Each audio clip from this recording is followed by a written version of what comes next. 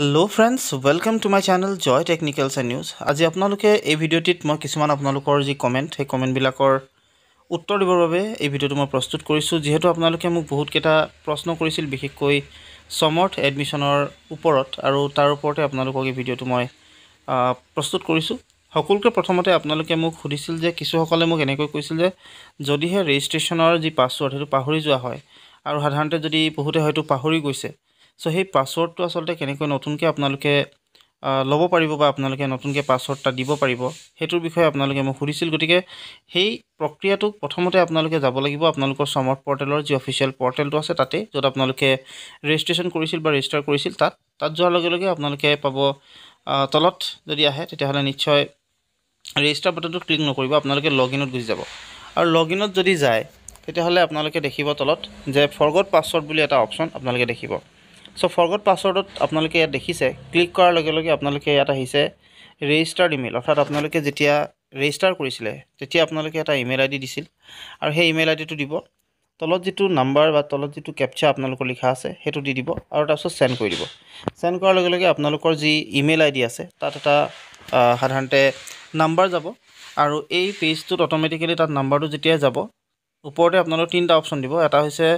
আপোনালোকৰ সেই নাম্বাৰটো যেটো আপোনালোকৰ মোবাইলত গৈছে বা যেটো ইমেইলত গৈছে হেতু দ্বিতীয়টো হৈছে আপোনালোকৰ পাছৱৰ্ডটো নতুনকে দিবলৈ দিব আৰু আকৌ হেতু কনফাৰ্ম কৰিবলৈ দিব আৰু তলত আপোনালোকৰ থাকিব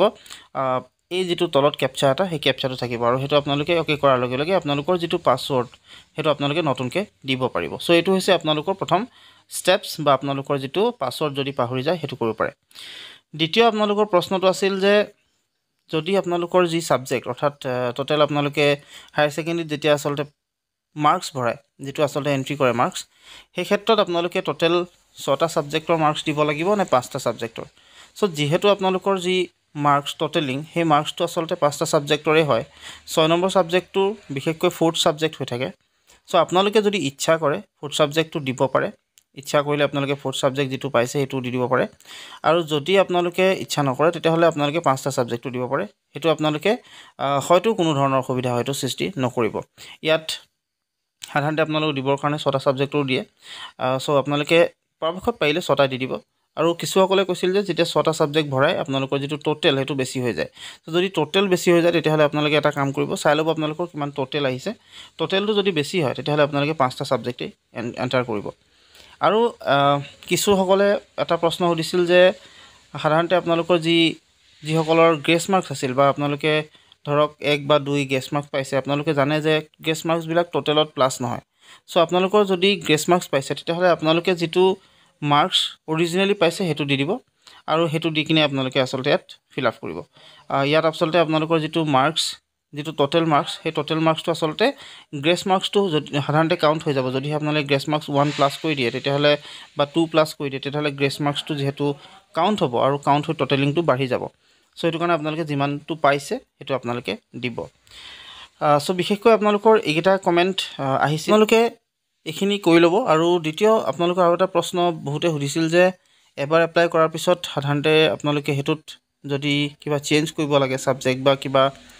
প্ৰবলেম যদি হয় তেনে ক্ষেত্ৰত আপোনালোকে কি কৰিব তেতিয়া হলে আপোনালোকে কাৰেকচনৰ এটা টাইম পাব হেতু আপোনালোকে তাতে গম পাই যাব বা আপোনালোকে এটা কাম কৰিব পাৰে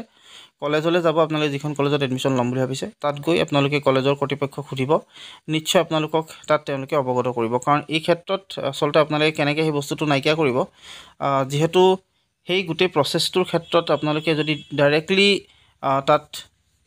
ৰিমুভ কৰি দিয়ে কলেজখন তেতিয়া হলে আপোনালোকক আকৌ পিছৰবাৰ এপ্লাই কৰিব পাৰিব নোৱাৰে হেতু মই গম পোৱা নাই গতিকে আপোনালোকে হেতু কলেজত গৈ এবাৰ সুধিব নিশ্চয় আপোনালোকক হেল্প কৰিব সো আপোনালোকক এখিনি কথা জনালো আজি আশা কৰিলো আপোনালোকে ভিডিওটো ভাল পালে